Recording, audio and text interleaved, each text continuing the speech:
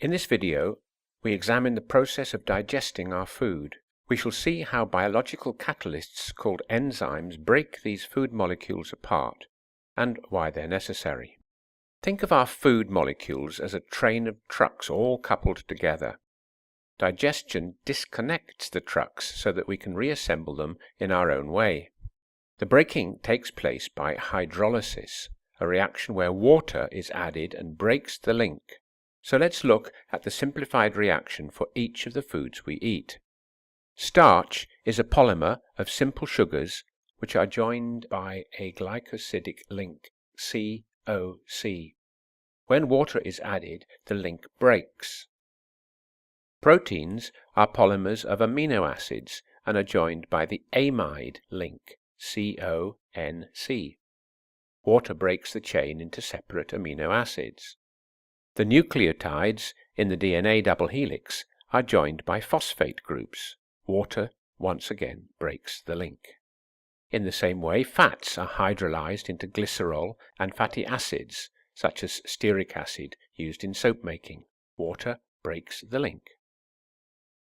Once our food is digested into monomers, the molecules are small enough to get through the walls of our gut and into our bloodstream, ready to be used as a fuel, that's the sugars, fats and oils, or to build up our own proteins and DNA.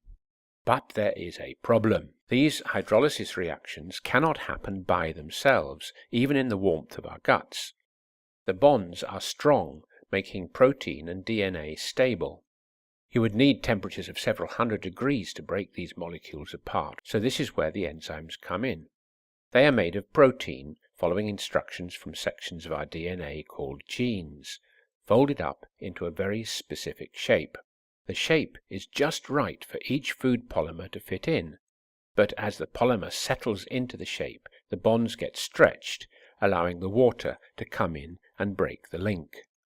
All enzymes have names ending in ase. Amylase splits starch into sugars.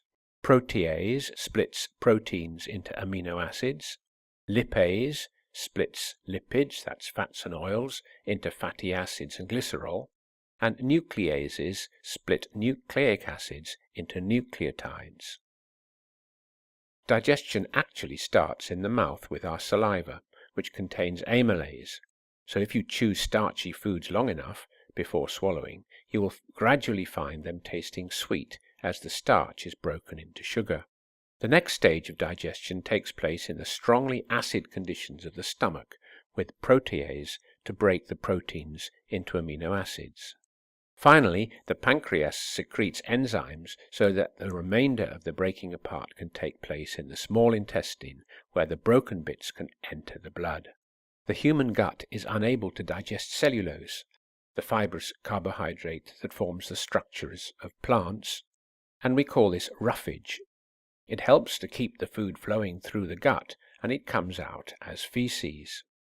However, the bacteria that inhabit the gut of ruminant animals such as cows can digest cellulose, and that's how these animals are able to survive on grass, but we can't. So, to summarize, digestion is the process of breaking apart large food polymers into their monomers. To enable these reactions to work at body temperatures, biological catalysts called enzymes are needed, with names ending in ase. The monomers are now able to enter our blood to be used as a fuel, or to become built up again into the polymers we